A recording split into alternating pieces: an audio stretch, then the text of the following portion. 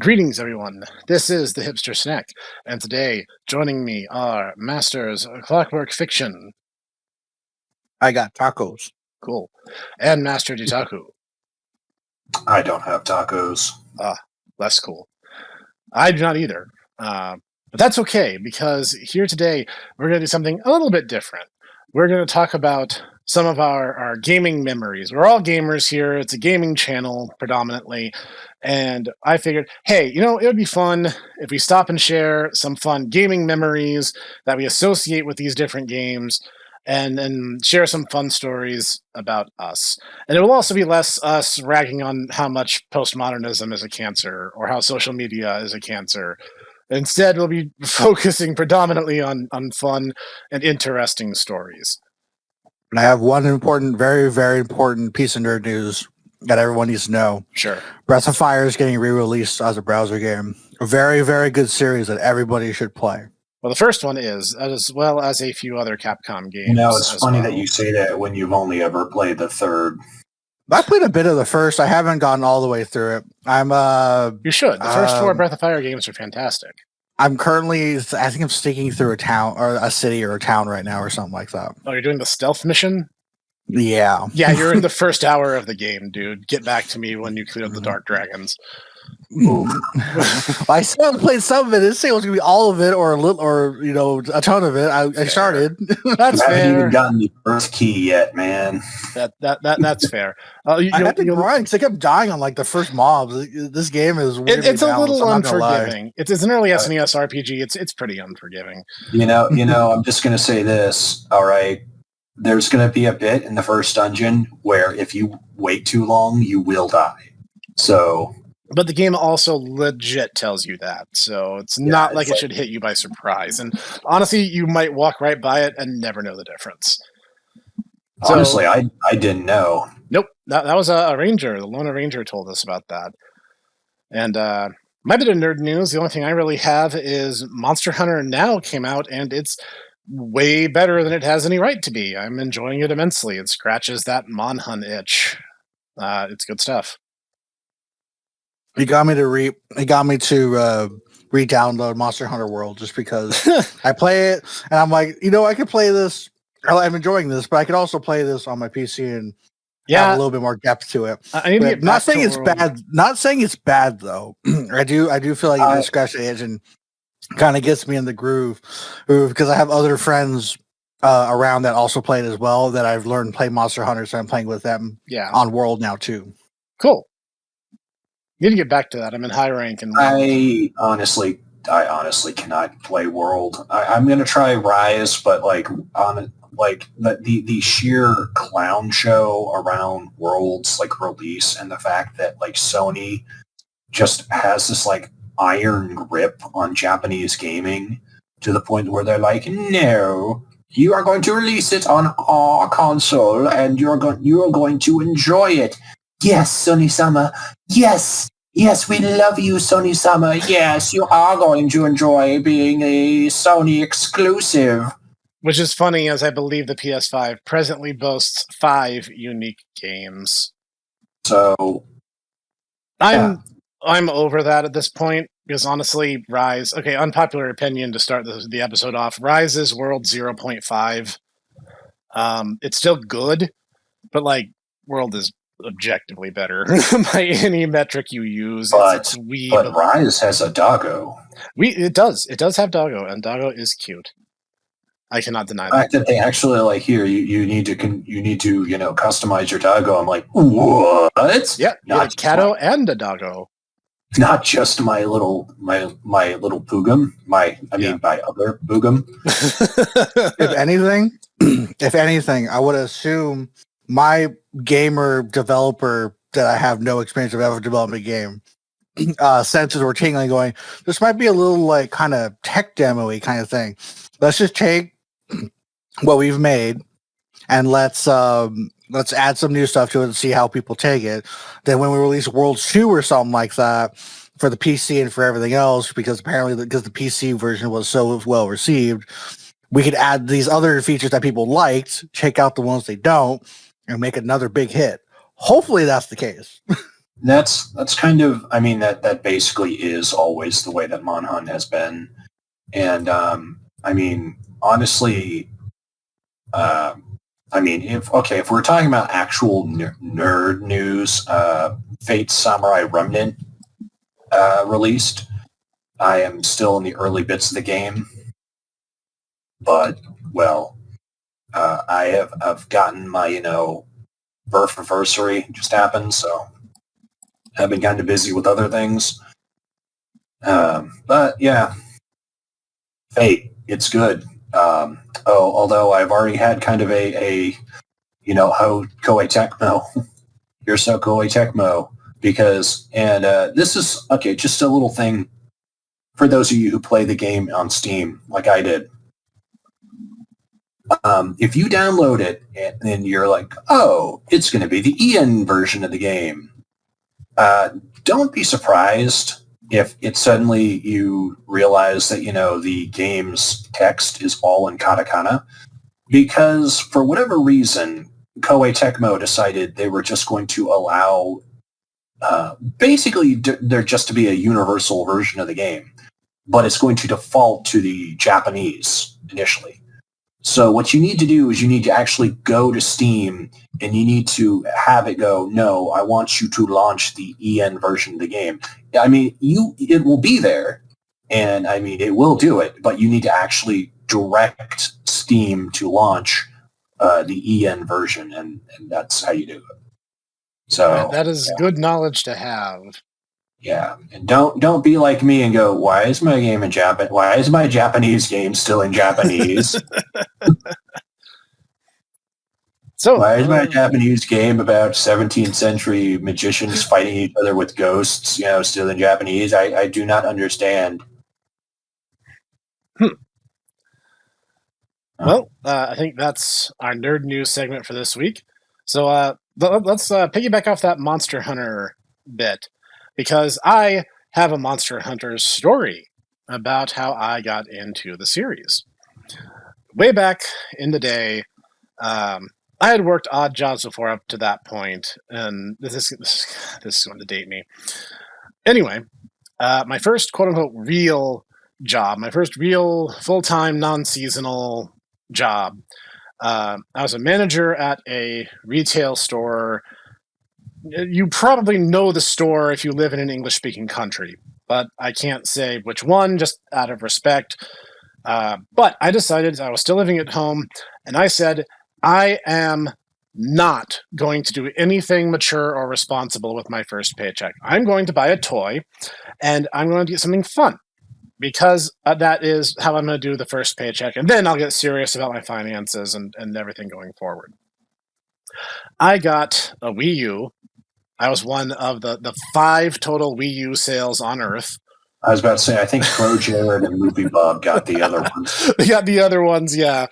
And so I was one of the 5 purchased Wii U's, and I decided, because I had seen Pro Jared's Guide to Monster Hunter, and I was like, this looks really neat. I kind of want in on this. So I picked up Monster Hunter 3 Ultimate. And I was really bad at it. It's a hard game to figure out when you have no idea what you're doing. You have very few resources. You don't really know what it is you're doing, so you don't know what you're doing wrong, so you don't know what questions to ask. So it's me going out in the field. I'm like, oh, great sword. Yes, this is the kind of weapon I want. It also, let's be real, the fact that it defaults you to the great sword, and it defaults you to sword and board, to be fair. It defaults you to sword and board, and I did a few missions with sword and board. But I mean, you look at the great sword; it does not act like you think a great sword would. Yeah. The great sword moveset, especially early on, was more like the way the stereotypical Hollywood X is. It's not. It's how I expected the hammer should have behaved. Yeah. Not the great sword, because great swords were designed to kill a horse and its rider in one swing. So, this thing does not do that. So I'm going up against a great Jaggy of all things. And I have no idea what I'm doing. My weapon feels weird. Everything is just slightly clunky. I'm getting juggled by this weird velociraptor looking thing and its 10 million little brothers. And I'm just like, what am I doing wrong? I have to just suck at this game or something. And I did. But a lot of that was a lack of knowledge. I didn't actually get good at Monster Hunter till a while later when 4 Ultimate dropped. And that was when the 3DS, when Nintendo actually had a good handle on how online should be handled, because it wasn't as terrible as Wii Online, which was just incompetent. And it's not like modern online where you're paying for something you're already paying an ISP for. PC Master Race Forever Online. Screw you. Wow. Well, how can you say things that are so controversial and yet so true? And so objectively true, yes. I will never pay for something I already own, including internet access. So, yeah, my Switch remains forever offline. And yet, weirdly enough, it still allows you to download all those firmware updates that Nintendo wants us to have. What an odd coinkydink. Anyway, the 3DS is an amazing handheld, and it deserves a rightful successor that it has yet to receive. And a certain Master Pugum was like, Snek, you should join us and hunt some monsters. And I said, yes, that would be super fun. And I was peer pressured into, you are going to play this game with Bacon Bits and with Master Noodle. And, well, that's where the Legend of Poem came in. Yep. But we'll talk about her later. Yep. And so I was really proud because I was finally figuring out the game. I was watching some guides online. I was figuring out how each of the mechanics worked. I was kind of putting the game together. And I was like, okay, this is what I was doing wrong. And now I'm going to do so much better. And I did. Especially as 4U's engine is generally just better than 3U's was. Just like objectively. So I master the Switch Axe. I love the Switch Axe. To this day, it's my go-to weapon. And I get the full set of Zamtrios armor. I am so proud of myself. I have this cool shark armor, and I have this cool, infinite combo I can do, and I'm doing pretty good. So I decided, yeah, I'm going to throw in at these guys. And they're like, we're going to hunt a monster called the Zinogre. And if you guys already put together what I did wrong, then congratulations, you're huge nerds just like us. I get bodied because my armor is super weak to lightning. And this lightning wolf just absolutely wrecks me. And it was a good lesson in how armors work. There's this particular move that Zinogre does, whereupon it will jump at you and then flip around so that it slams its tail into you. And basically what happened is Snek, being the enterprising fellow that he is, got his hunter to avoid the initial slam only to immediately stop and then get a half-ton wolf just drop on him. Boom. And I just go sliding across the ground going, guys, did anyone get the number of that truck? Yeah. Monster Hunter is really hard to figure out if you don't have a veteran friend with you to teach you some of the ropes. I mean, it's hey, you could have been like me. You could have had, a prodigy little brother and a veteran who go, you know what you need, Hitaku? You need Devil Joe armor. And I'm going, what's a Devil Joe? And then I'm introduced to, oh, look at the little T-Rex. He's so sweet. Wait, why is he so hungry? Why is he grabbing me? Ah, no. And of course, the legend of, hey, Titaku, mount it. You see, I discovered the Switch Axe has this really handy attack. It's a big upward swing that has very, very, very long range. And in Monhun 4, well, mounting was introduced into the mechanics, one of the best mechanics ever added to the game. Please bring it back. Why does Rise not allow mounting? Why does Wyvern riding suck so much? Anyway, I discovered... Wait, you can't mount in Rise? You cannot mount. That's not a thing in Rise. You do a thing called Wyvern riding, and you get on the monster and you make it run into rocks one time, and that's all you can do.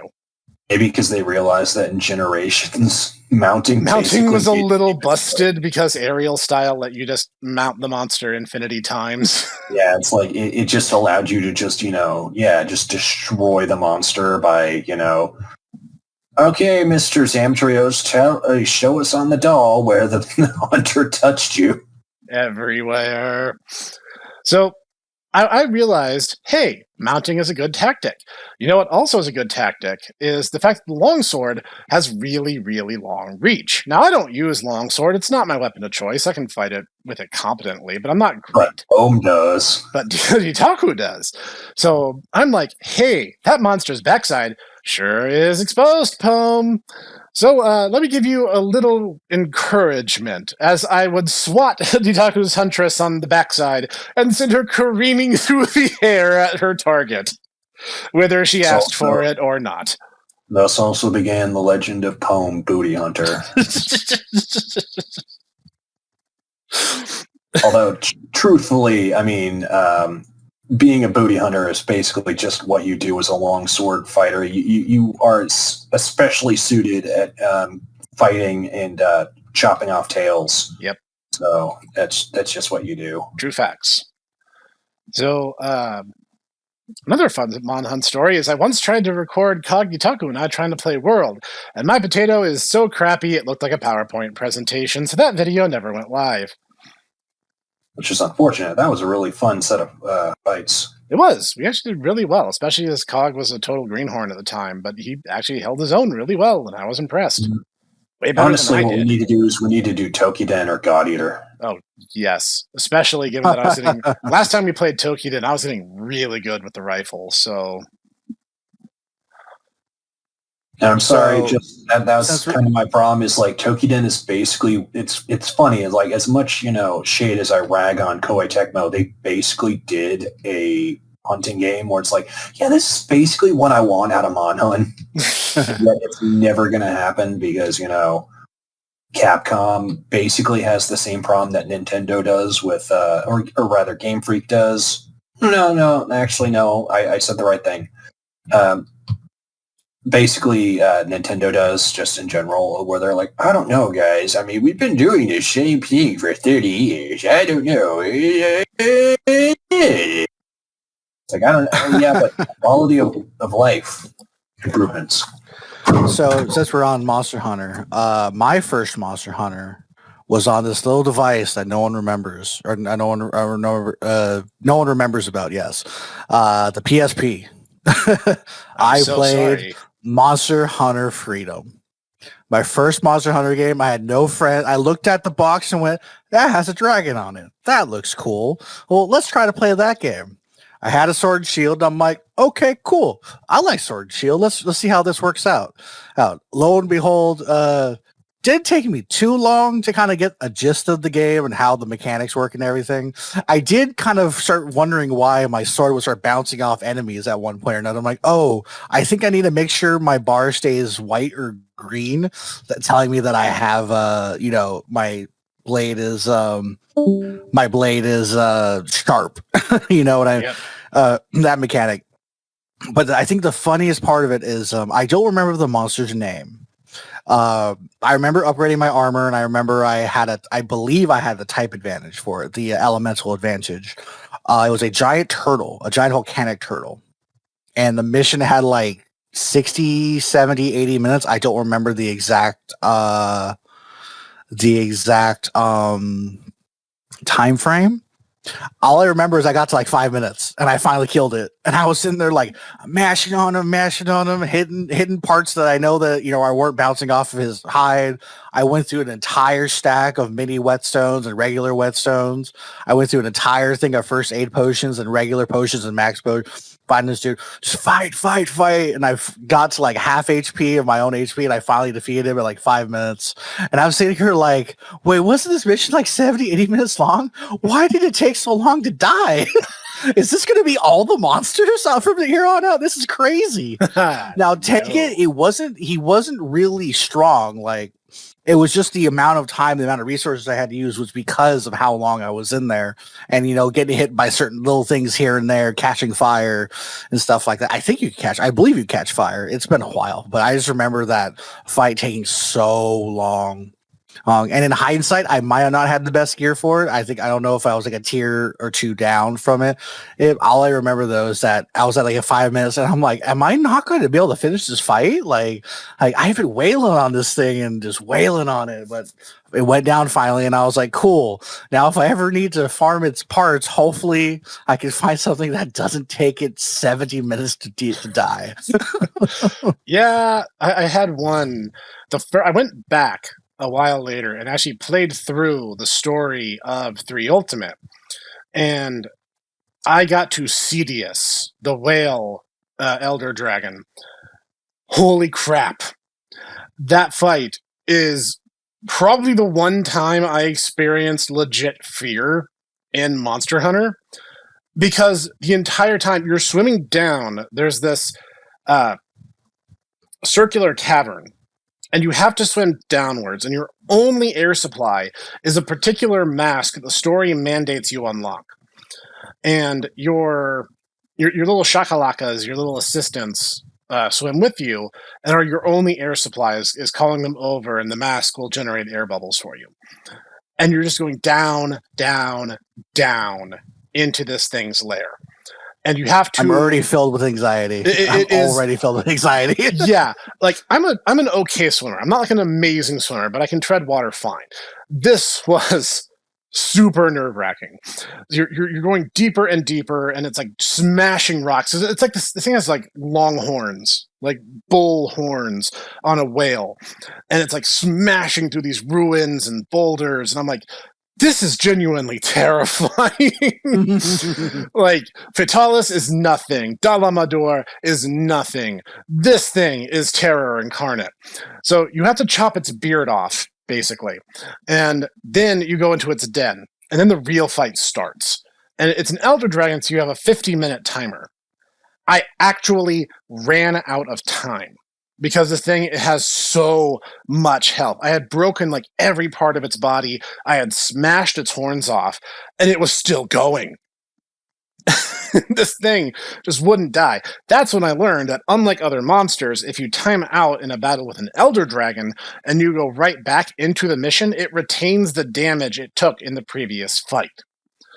So I think it gets its stamina back, but it basically has the same HP. And so then I was able to clinch it. And I was just like, oh my god, I have to go back to finish this. I don't want to do that again. Thankfully, like, you skip the first part of it, but oh man, that was nerve-wracking. That was... that fight will stay with me forever because of how incredibly awesome it is. And I'll be honest, I miss that you don't have Cedius in modern games, because that was the only... 3rd gen was the only game with swimming in it. And the Cedius fight alone justified it. I know there's lots of ones that aren't that good, like Gobel and Nibblesnarf, but like Cedius, man, that fight alone justified everything. Yeah, it sounds like it. Yeah, but I also sound like I would also hate that fight to its core, because I don't like deep water kind of mission stuff. I got Subnautica because I was just like, this looks like a cool game. And I just got deeper and deeper, and I was like, oh, this is kind of crazy. And then I realized, oh, this is a horror game. Yes. Or at least for me, it is, at least. Yes, it is. Oh, man. You are 100% correct.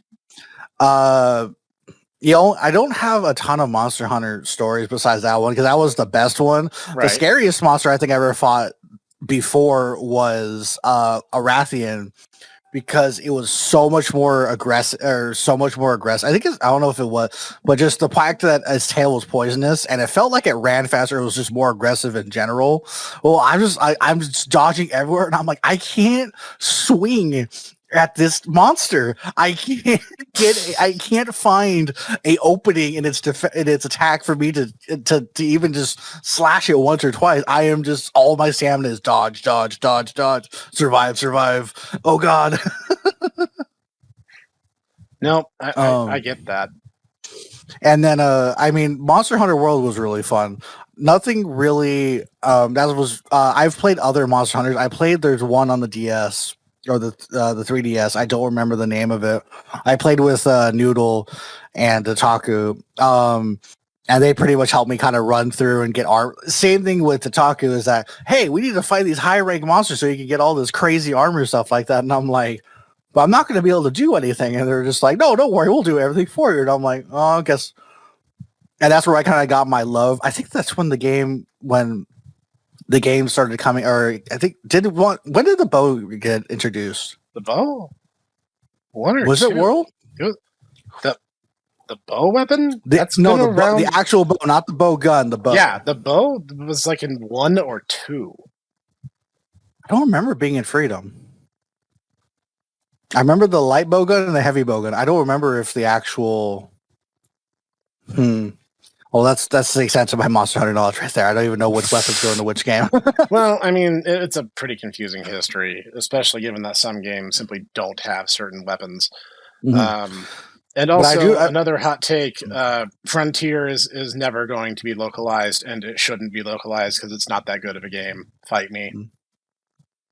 All I remember is I realized my love for ranged weapons from that, because I just really just used the light bow and heavy bow and just shot from afar and try to deflect status to help the teammates and stuff like that. I'm like, well, this is cool. If they know how to fight close better than I do, then I'll just put it to sleep or poison it or paralyze, anything I can pretty much do to help, pretty much. Oh yeah, definitely. Team-based cooperation is an amazing thing. And that is why we love games like Deep Rock or beat 'em ups where we can cooperate and work together. Stuff like that just naturally lends itself really, really well to great stories and just good stuff. Yeah, exactly. I don't really have much else on Monster Hunter. I was going to move on to Smash Brothers. Yeah. I have a couple Smash Brothers stories. Yeah, let's do that.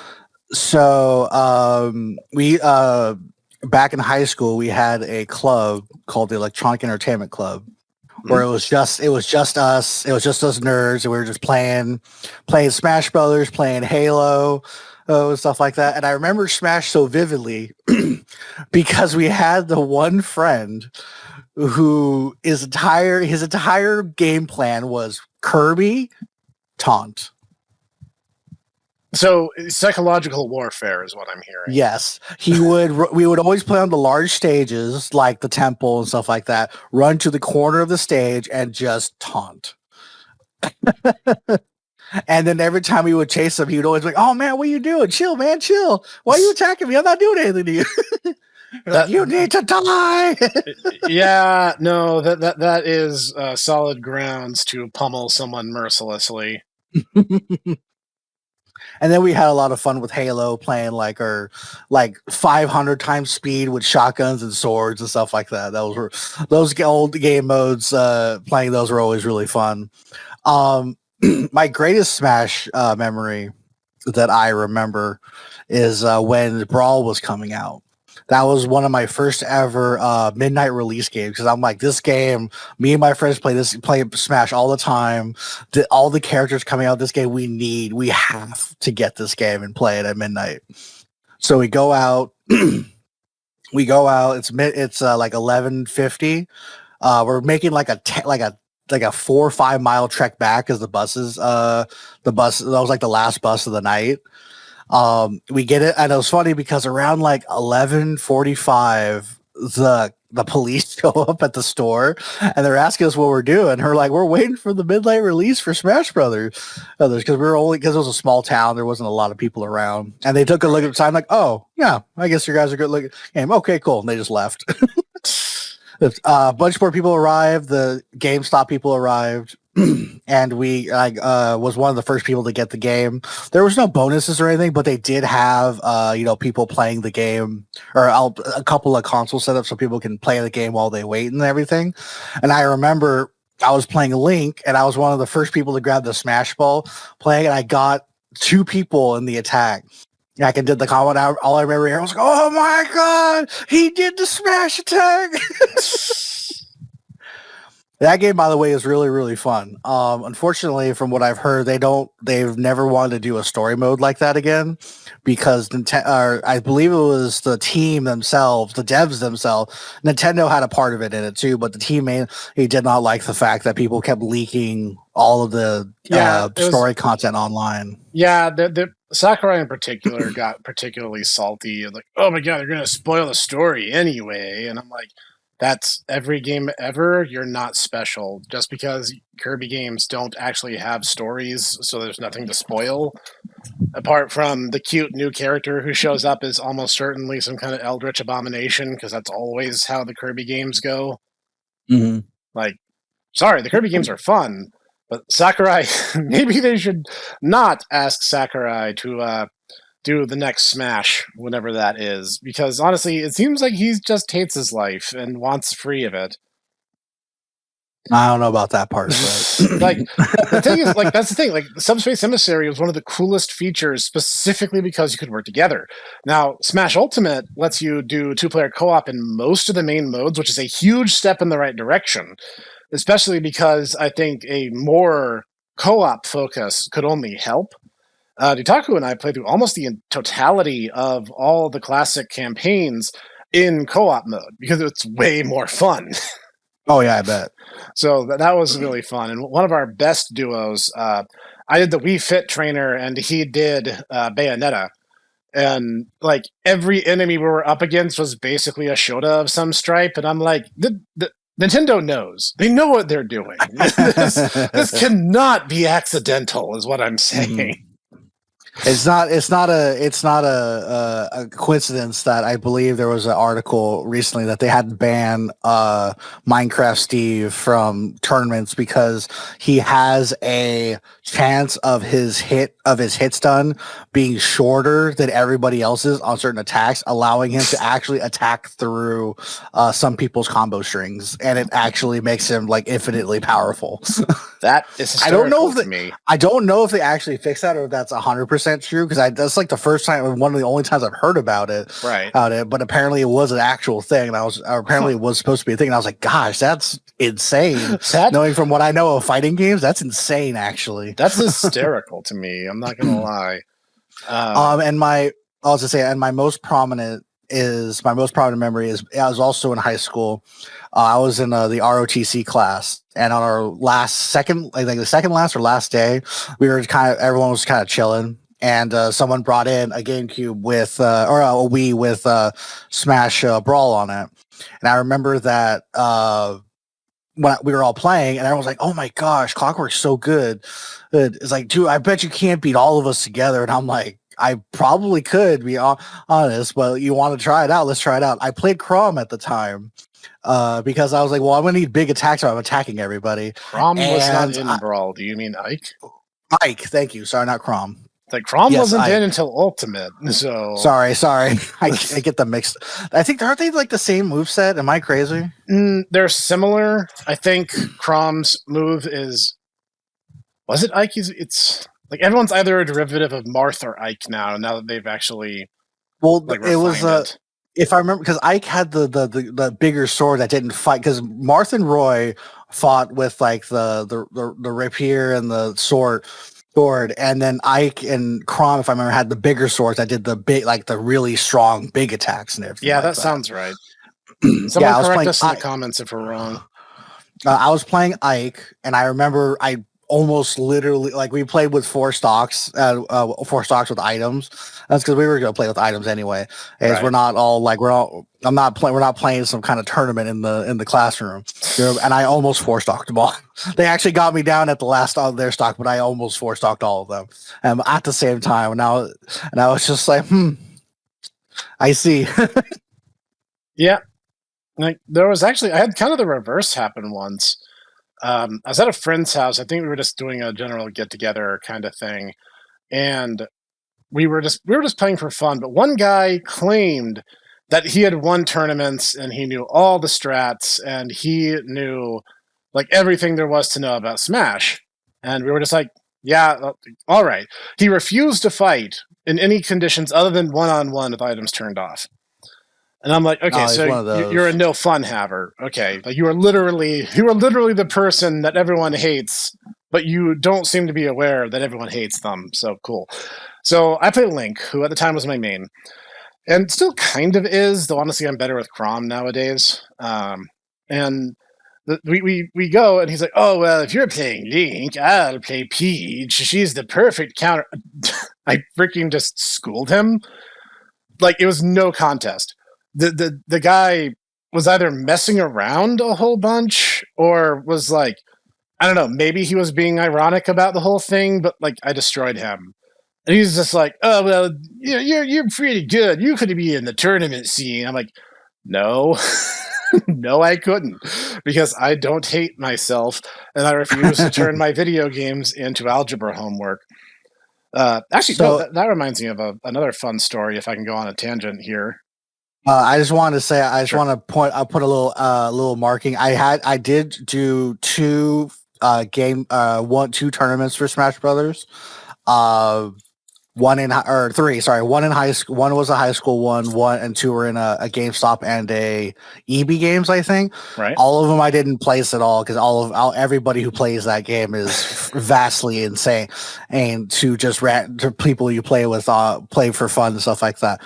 That, to be honest, I think I won once or twice in two of those, but then like one person came in and he was like, "Oh yeah, I've done professional tournaments before." I'm like, okay, cool. Well, we already know who's gonna win. Yeah. And so at that point, it's like you have turned the game into algebra homework. Congratulations, you And are a no fun haver. and I do like playing, Fox only Final Destination style, not like that in particular, but I don't mind playing, no items for stock. If you're looking for a more serious competitive game, and you, but I also the fact of the matter, like, okay, cool, we played a couple rounds. Let's throw on some items and let's try the stage out and see how high we can get our numbers at. And there's like, okay, cool, let's do that. Dutaku had to step away. Everyone in the comments section who was wondering where he went. He had to step away for other unrelated reasons, but because he is not here, I have to say this in his stead, which is you Smash kiddies either need to get a new game or learn to relax, because it's a party fighter that was never meant to be tournament ready. The game is jank, the characters are jank, the items are jank, everything is jank, but that's the point. Learn to actually have a sense of humor about yourselves.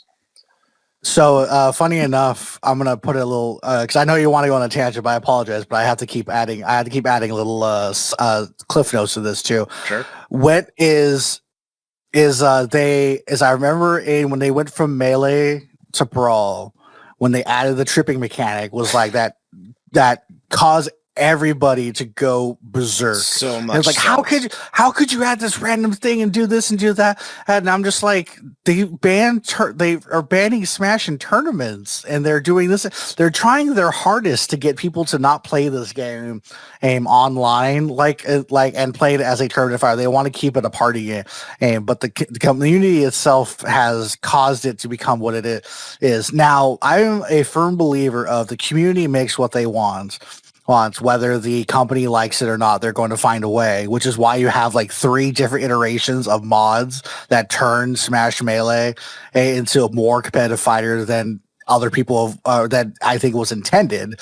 And I always say, good on you, go for it. If you go for it. And then they made Ultimate, which doesn't have that mechanic, and I was like, okay, I feel like they're kind of giving in a sense, because they're doing the online and Smash they're doing 4 didn't do the tripping thing either. But am I the only one who remembers that game? Because Smash 4 was actually, well, the 3DS version was like the definitive edition, but like, yeah, let's talk about that for just a second, because like the 3DS version had Smash Run, which was actually fun. The Wii U version had this stupid board game that was like the opposite of fun. I do not know what Nintendo thought they were doing with that one. I do have the one on the 3DS. It skips my mind though, because I don't play on my I don't play on the handhelds much anymore, because you don't need them, because the Switch is now a handheld. There's no support for them. Yeah. But to finish off, what I was saying is that it's called, whether you believe it to be a competitive fighter or a party game, it is they've kind of built it for both, depending on what you do. And if you don't like the other, then you can always play the other, in my opinion. But that's fair. But That's fair. No, I mean, you raise a good point. Speaking of competitive scenes, I entered a Monster Rancher tournament last year. I remember this. Yeah, it was the only time. Like, here's the thing: I'd played Monster Rancher against like Cog and Dutaku, and it's always just very low stakes, very fun. Mr. Moosebones, a big Monster Rancher YouTuber, held a tournament, and I was like, you know what? I'm going to enter. What the heck? So I took Kit. Kit was my Durahan / Arrowhead, and I made him in the wake of finishing the Monster Rancher 2 LP. He was the child of Rock Lobster, my Arrowhead that I started that Let's Play with. And I was like, you know what? I'm going to do my best. And Kit dominated. He was insanely powerful. He just rocked people's faces. And then he was basically frozen after having attained champion status. And I didn't really know what to do with him. This tournament rolls around and I'm like, aha, I have found what to do with him. So I fused him with a Beaklon. So he was a Durahan / Beaklon, who looks super cool, by the way. And I was like, okay, this is the monster I'm going to raise. And it's not meta. It is not meta at all. Because, like, the most meta monster in Monster Rancher 2 is usually Metalner. And it's such a huge divide that in most tournaments, Metalners are banned. Because it would just be a tournament of nothing but Metalners. Jeez. So I raise this as best I can, and honestly, I do kind of a slapdash job. It's not the best monster I've ever made, but it's a good monster. It has a chance. If a little bit of luck on its side, maybe it'll win a few rounds. I don't really suspect it would win the whole tournament. I got knocked out in the first round. Every fight, I think the way it worked was every fight was best 2 of 3. And then there was a bracket where after you lost one round, you could fight again to get back into the bracket. He lost. I lost resoundingly. I mean, like, during the first match, he showed up really early in that stream. And if I can find the date for it, I'll put a timestamp and a link in the comment section if anyone wants to see it. So Gatak, my Durahan, fought in this tournament, and he, Mr. Moosebones is like, oh, like, he has a lot of attacks, like, including attacks that are no good. Did you think about filtering them? And I was like, what? What are you talking about? Apparently, the thing I got to learn that day was in competitive Monster Rancher, it's super common for not only people to use guides to be a little more thorough in how they raise their monster. I was very freeform.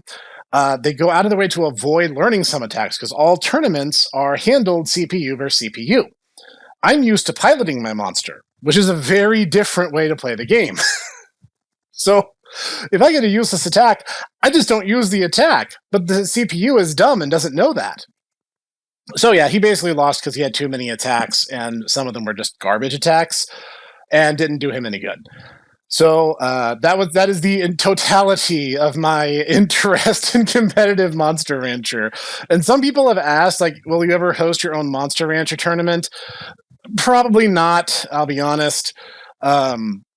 I don't really have anything that I can post as a prizes. And more than that, it's not that interesting to me, guys. I prefer to play the game as a PvE experience, and I don't ever, if I ever start playing Monster Rancher like I'm just crunching numbers and doing math homework, just shoot me. Put me out of my misery. I don't want to ever. I know some optimal things. Hey, feed your monster more expensive meals. Generally the better way to go. You know, don't let your monster get tired because that lowers lifespan. I know that stuff, but I'm not going to tell you the exact fatigue values or how much rest restores in Monster Rancher 2 because nobody knows how much rest restores in Monster Rancher 2. It is black magic. No, seriously, it is. It's really weird. I'm not a tournament player, and I jokingly hold a disdain for those that are. It's not a real thing. I don't actually hate them, but it's just kind of a meme at this point. So I hope people at home, if you are a tournament player and you hear me like smack talking tournament players, it's all in good fun. I don't mean anything by it. Speaking of tournament fighting, a tournament that I did win back in the day was for Mortal Kombat 9. I am a one-time GameStop champion for Mortal Kombat 9. Nice. Did you get anything for that? I'm going to tell the story. All right. So midnight release, another one of the other midnight release I went to for Mortal Kombat 9. Right. My buddy, I'll name him Neo. That's what he usually goes by, or Neo Owen. Okay. He is called. We're at the GameStop. We were playing. What's called?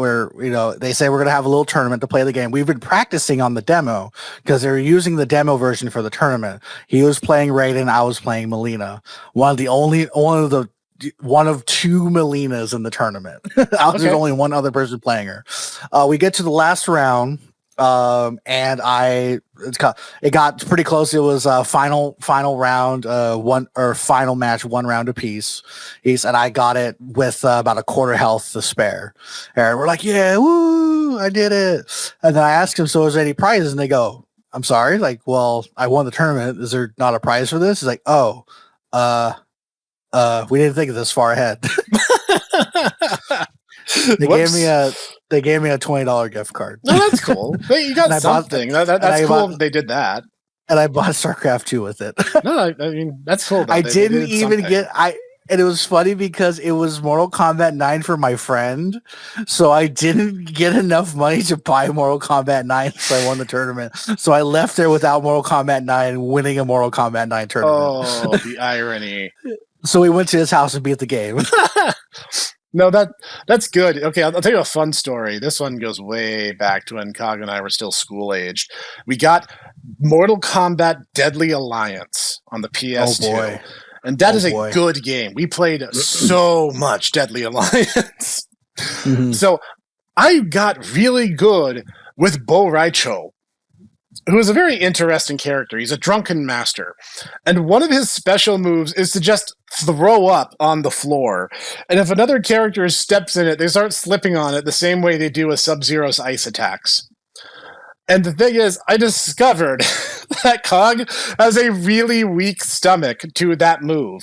So I would just use his throwing up abilities like constantly. And he was like, no, dude, you have to stop. I literally can't handle it. Oh, no. And I was like, wait. This is a game where we're like buzzsawing people's heads off and ripping out their spinal columns. But the fat guy throwing up is where you have to draw a line. I don't think it's more of a line. I think it's actually like, I think it's just like a reflex for some people. Yeah, that was my psychological attack. Deadly Alliance. And he's like, no, dude, you can't play Bo Raicho anymore. So I had to get good as Kung Lao instead. Oh, Jesus. Not a bad character, though. Kung Lao is pretty cool. Oh, no, I love Kung Lao. I was really good with him and Sub-Zero and Frost, who I think was only in Deadly Premonition, Deadly Alliance, not Deadly Premonition. That is a completely different game. It's a very, very different game. That would be very interesting if Frost showed up in something like that. Did we ever get to that tangent? Am I forgetting? Yeah, the tangent was the Monster Rancher tournament. So yeah, we're okay. Okay, good. My brain was just like, I believe you talked about a tangent. I think we tangented off to the tangent. That's just us on any given day. Pretty much. Yeah, no, definitely. And I'll tell you a small cute story from many, many years ago. I was over visiting a friend, and she and her sister and her mom, we were playing Super Mario World on the Wii. Because they had the Virtual Console version. And they were all like, oh, we're all really bad at the game, but you grew up with this game. And I was like, yes, I had this game. I 100%ed it. I'm very familiar with the game. And there was a bit where I had like one block of clearance and a Mondo Mole comes in on the screen. And I had no power up to defeat it. I was just, big Mario. So they were all like freaking out, like, oh, you're going to take damage. You're going to get hit. So I crouch jumped onto its head, and then jumped repeatedly in the one block available space I had to get over him. And they were just like, oh my god, you're so good at games! And I was like, not really, that's a rookie trick. A lot of skill moments really do boil down to context, is kind of the moral of the story on that. But it was a cute reaction, and I appreciated the enthusiasm they had for my mediocre activity.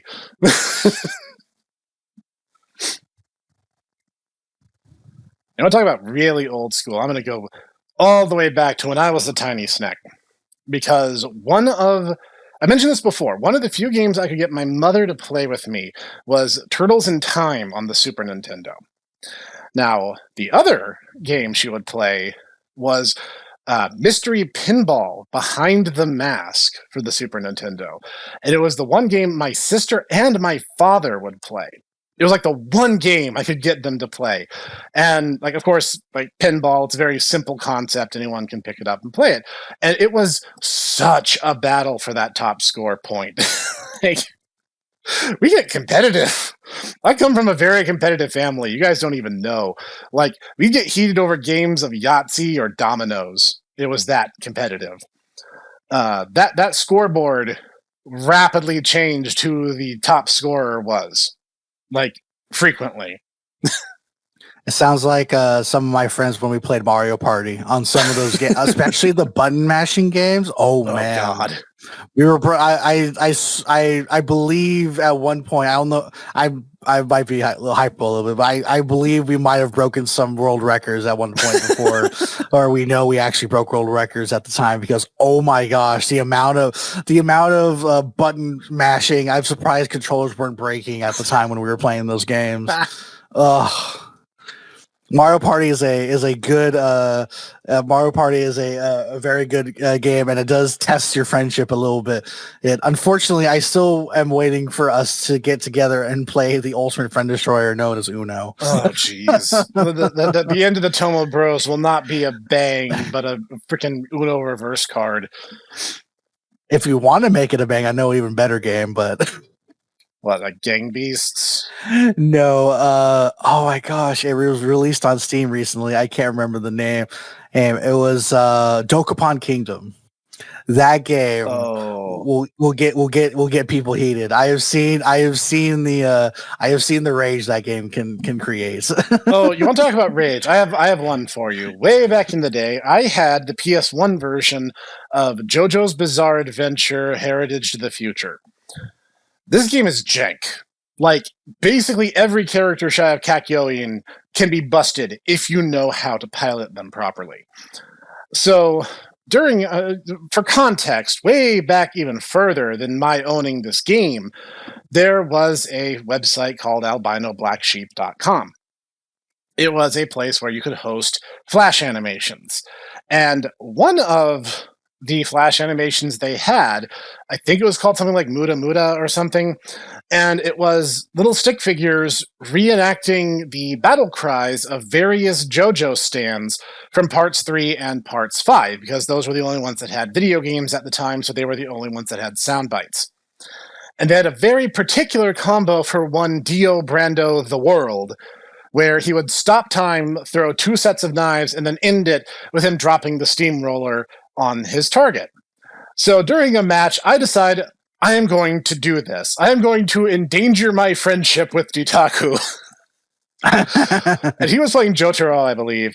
And I actually did it. I did the combo perfectly. I stopped time, I threw 2 sets of knives, and I pulled off the steamroller with just enough energy to spare and pull off the combo. And he was actually like ready to physically hit me in real life. It's like, no, you are not about to do that combo. Stop, Snek. No, stop. I'm like, it's too late. I have already started. I cannot stop now. Oh, jeez. Oh man, I haven't. I have a lot of. We play a lot of Smash and other fighting games with friends. None ever gotten that kind of crazy, but I did. I did, as I have always. Everyone has their own way of learning games. Fighting games is one of those things where you kind of, as people put it, it's like, well, when do I get good? It's when you've lost at least 1,000 times in the beginning, because you're trying to figure out what is going on, whether you're fighting a computer or you're fighting an actual player. That checks out. And I did want to get good playing other people and stuff like that, and learning the game. Yeah. But I had my other buddy, my fighting game buddy, come over and we started playing, and he played M. Bison, and not the reason why I have a thing for boss characters, we were playing the Street Fighter 4 at the time. All right. And I remember him just sitting there, just all he would do is just beat on my character over and over and over again. And then as slowly over time, I started learning how to stop him from doing stuff. And then it took, hours and hours. Some people say that doesn't sound very fun. And I'm like, it might, like, we were having fun doing it and him teaching me. The game itself wasn't very probably enjoyable to watch, of course, over and over again, but the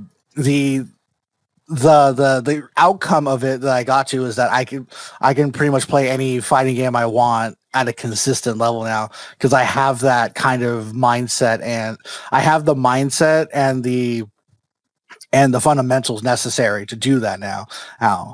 Some people don't work that way, and I completely understand it, but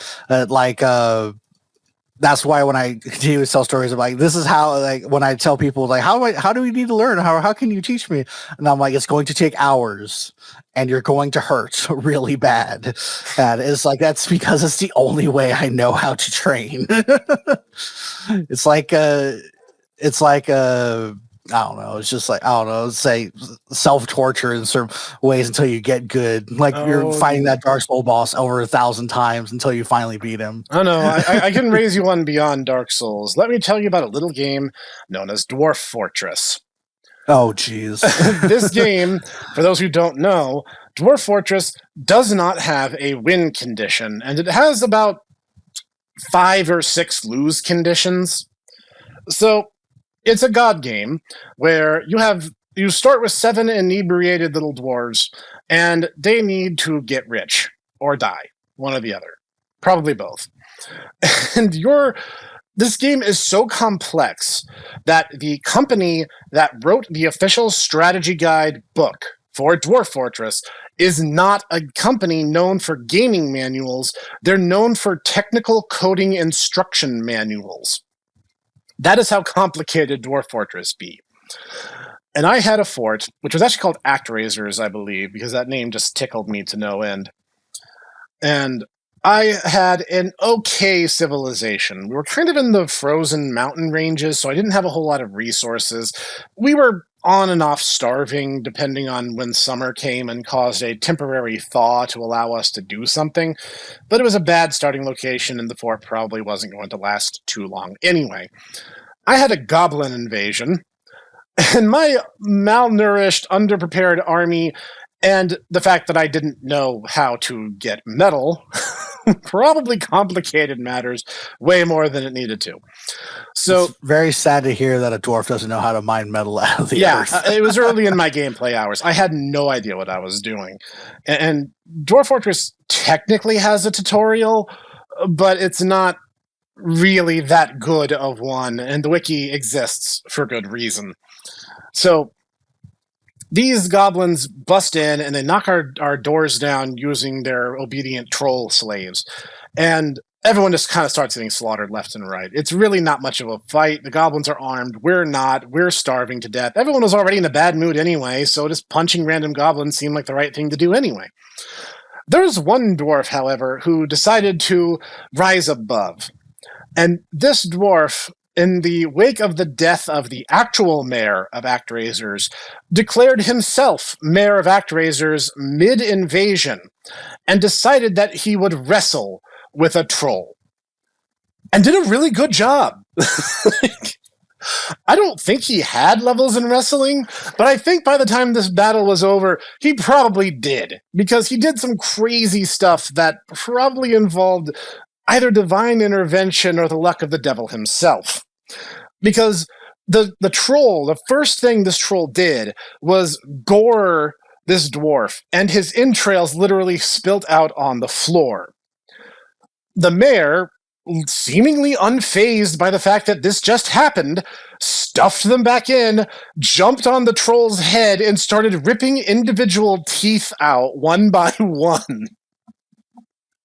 And the troll was like, oh, okay, if you're going to do that, I'll just tear your guts out again. And so he did. And the dwarf, largely just annoyed, stuffs them back in and breaks both the troll's legs. I watch this go on. Everything else in the fort is dead, on fire, or about to be both. There's really not a whole lot of anything happening anymore, except this mayor. And this mayor snaps the troll's neck. And at this point, I believe he's missing an arm, and at least, like, either his leg was lame to the point where he'd never walk again, or it was just gone. I forget which it was.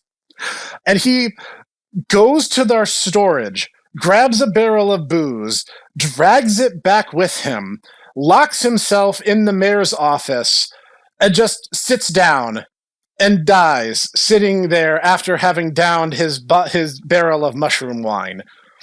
And I was like, yes, you are the one true mayor of Actrazers, because you are the only dwarf in this fort that earned his position. I find it funny when I listen to these stories because it's just like there isn't a lot of human intervention, it sounds like, in this game. It's just like the game is just like kind of almost telling you like just a story at this point. Sometimes it goes outside of your control. You can give the dwarves orders. You can say, hey, I want this room dug out. And they will, but how they do it and what they do it with is completely on them. So you'll have these things where, like, at this point, I didn't know what to do because I didn't know the military mechanics in Dwarf Fortress are kind of on a good day. This dwarf just decided that he had enough. He was going to be mayor, and he was going to take the fight to them. I was not controlling this dwarf, to be clear. He was doing it on his own AI. I wasn't even giving orders. I was too mortified to give orders because everything was dead, and when you have just one dwarf, you're pretty much assuming that you're done with that fort anyway. But watching him kill the troll, go grab a barrel of booze, and very slowly drag it back to his newly self-proclaimed office and die, basically sitting upright in the chair, was just like, this is shonen battle manga from the 80s level stuff right here. That's what it sounds like. Jeez. Dwarf Fortress is a very hard game to get into, but if you do get into it, you will see some magical things happen. Like the time in my fort, I discovered a vast cavern system beneath where I had settled in. And humans were coming from miles around saying, hey, you guys are really cool. Do you guys need, like, monster hunters? And I was like, yes? Because there's a mechanic where non-dwarves can come to your fort and they'll offer you a contract. And they'll be like, I'll do this job for X amount of time, and then I'll become a permanent resident of your fort, an actual citizen of your fort, even if they're not dwarves. And humans and dwarves typically have very good working relations. So I was just like, sure, we'll give you guys a bedroom and everything. And these guys went down. This giant lost beast, a titan that's found underground, a giant crab monster named Vera, showed up. And Vera was angry, and she wanted to just charge straight into the spiral stairwell that I had drilled down into the catacombs. Lacking a better army, but I had some archers and some military dwarves, but the largest fighting force I had were all these human mercenaries who just moved in, and I decided they were cool enough to stay. They swamped Vera. They tore her legs off and slaughtered her on the stairwell without losing a single man. And so I go, that's a giant crab, is it not? I notice a lot of dwarves running down the stairs very suddenly. And I'm like, what's exactly going on? And I look at what these dwarves have in their hands, and they're individually removing legs and claws off Vera and carrying them up to the kitchen. And they cooked her and prepped her and turned her into about, I think it was 3,000 or 4,000 units of seafood. God damn. We had metal. We had so much seafood and so many shells. We had, like, every single one of our artifacts from then going forward was decorated with Vera's shell. because we just had so much just laying around everywhere. And shell is valuable, especially if it's from a lost beast. So, like, every single artifact we had from then going forward was decorated with Vera's crab shell. And we ate her. We ate a lost beast. That is crazy. No, I personally don't think I have a story that tops that. Because Dwarf Fortress, it's like Dwarf Fortress, and I can't remember that other. It's another game that a lot of people like to play. It's like you're crash land on a planet and you have to survive. RimWorld. RimWorld, yeah. A lot of people have a lot of crazy stories about RimWorld as well. Dutaku got me that game. I'm still working at getting good at it, but I hope to have some fun stories about that in the future. Well, for me, as if people listen to the podcast, they'll know that I am a big MMO player. I do have a couple of MMO stories that I'm not going to share all of them because I would be here for days. The most prominent ones I remember was back a few years ago when Wrath of the Lich King came out. I was heavily into World of Warcraft at the time. I was playing into the wee hours on a laptop, and we were doing a raid, and we're fighting a boss named Thaddeus in a dungeon called Naxxramas. Not the original. Again, this is Lich King, not original Warcraft. I wasn't that hardcore of a raider because. For context, Naxxramas before it moves over to Northrend, which is the new area in Wrath of the Lich King, is a lot harder. It's like the end game of end games, and you also get some of the coolest lore and cool weapons out of it too. To move on, we were fighting him, and there's a mechanic where he polarizes the group, and you have a positive and a negative. The positives go on one side and hit the group together, and the negatives go on the other side and group together. If you're grouped together with them, you get a big damage bonus. He has millions of health, if I remember correct. I think it's millions, but you get such a big damage because your numbers are doing the amount of damage that you need to kill him. All right. Somebody messed up and someone crossed the polarities and exploded, and we lost a bunch of people during the last 5% of his HP. And the problem is we started losing healers and tanks. As you know, that's a very, very big problem. Right. We got to the point where we're just fighting on DPS alone. We got him to about 1 HP. It was 4 of us left and a healer. And I ended up grabbing aggro as a warlock. And I was just using curses and drain life. He hadn't hit enrage timer, so I wasn't getting one-shotted, but it was hurting a lot. And I was, as me and these 4 people were able to defeat him at 1% because I just survived long enough. The healer, to their credit, was healing the absolute living out of me. He was like, "You will not die. We will not fail this dungeon. We're not going to spend another 2 hours trying to get over here. Not 2 hours. I'm exaggerating that, but we're not going to spend the time to run back over here and do this again." Right. And we were able to do it. And I was just like, I felt so good after that. I helped save the raid. I was one of the few people who lived. I don't remember if I got any loot out of that fight, but I do remember getting some nice loot from one of the other bosses we were fighting. So it was a really good raid, that one. Nice.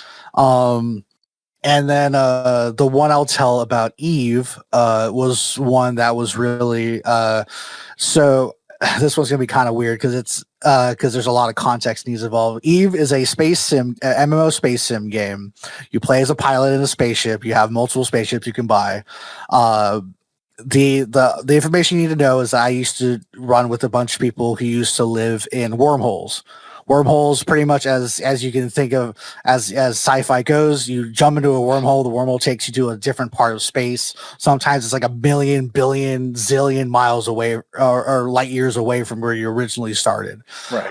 That was the concept of a wormhole back then, is it either took you to a different part of the game world or it took you into your own pocket dimension, as one would put it. And there's a bunch of these little pocket dimensions you can go into, but there's only a few amounts. So there's only so many. There's not millions. There's not infinite amount of them. Okay. So there's different tiers. I think there were 1 to 5, if I remember correctly.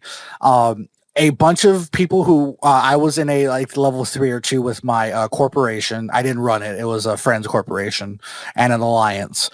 the people in level 5 were claiming level 4s and 3s and they're trying to create pretty much a giant monopoly of wormholes that are pretty much under their rule, so they get all the money.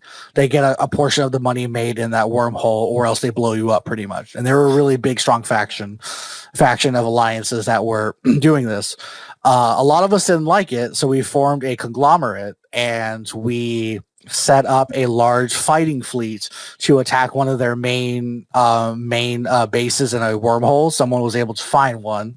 All jumped in, and we sat and we waited there for I think a good 2-3 hours until the main shields came down on their, and we were going to attack, and then they had super carriers and dreadnoughts in that, which is what I would say is the biggest ships in the game. They're end game ships. If you do not have a dreadnought or a super carrier yourself, just lay down and die pretty much. We tried anyways to good effect. We did do a good amount of damage to their resources. We did lose more, but a lot of it was projected losses. We were expecting to lose a lot. The whole point of it was to show that if they continued this monopolization, that they're going to be met with force. And it was a very, very fun. I also sped through at least another 2 hours of exposition I was going to go through, but it was a very, very fun experience. I believe we might have made the Eve News at one point. Because it was a big thing, which was just hey, we're not going to take this lying down. You're gonna lose a lot of stuff if you keep trying to do this, because you generally can't have people on 24/7 unless your group is that big, which they might have been. I don't know. All I heard was, hey, we joined this conglomerate. We're going to help them out, fight these guys. I was prepared to die. Sometimes your only option is overwhelming force, right? Yeah. And well enough they did stop. They ended up stopping and what's the word I'm looking for? Pretty much just abandoning certain spaces and kind of going back to their own thing a little bit. But they did keep some of the stuff, and I think more fights ended up that we didn't join, but that was just mostly of the other people trying to get their wormholes back. It was a very, very fun experience. Unfortunately, I can't recommend the game right now as it is right now. I was told from multiple friends who've played the game that it is not in a good state right now. Now, unfortunately, with how they're doing stuff, I don't know if it's just age or people who are the age or the new people are running the game and it's not as good as it was before. But right. It is what it is. We have the memories of what we have. So yeah, and sometimes that's the best thing, though. Mm. That's kind of really. I probably have we have the Final Fantasy stuff too, but that'll be its own video. That's pretty much at that point. So that's a lot to bite into, because we have headcanons, background characters, and a lot of stuff to dig through. In fact, let's call it today's episode here, because this is definitely going to be something of a series, something that we'll revisit periodically in future episodes as well. And, exactly. Thank you for joining us, Master Clockwork. Anytime. Of course. And as I said, we had Ditaku earlier, and he got to share a little bit in the early legs of the video. So thank you, Master Ditaku, in the future when you watch this episode, for sharing even that little bit before real life called you away. And everyone at home, please like, comment, and subscribe. In fact, down in the comments, tell us your gaming stories. We love to hear them. We'd love to see how they compare to some of ours, or maybe you had similar experiences. Who knows? Tell us what you guys got to give us. So thanks for joining us here today, and we will see you guys in the next one. Later.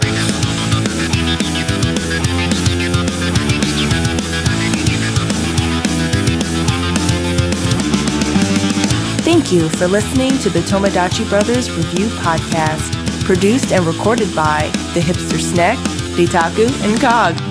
Sound design and editing by executive producer Sean Taylor Brown with Cog Sound Engineering. Music written and performed by Sean Taylor Brown with Costas Vaz of Core Insight Studio on the drums. We hope you enjoyed this episode. See you next time.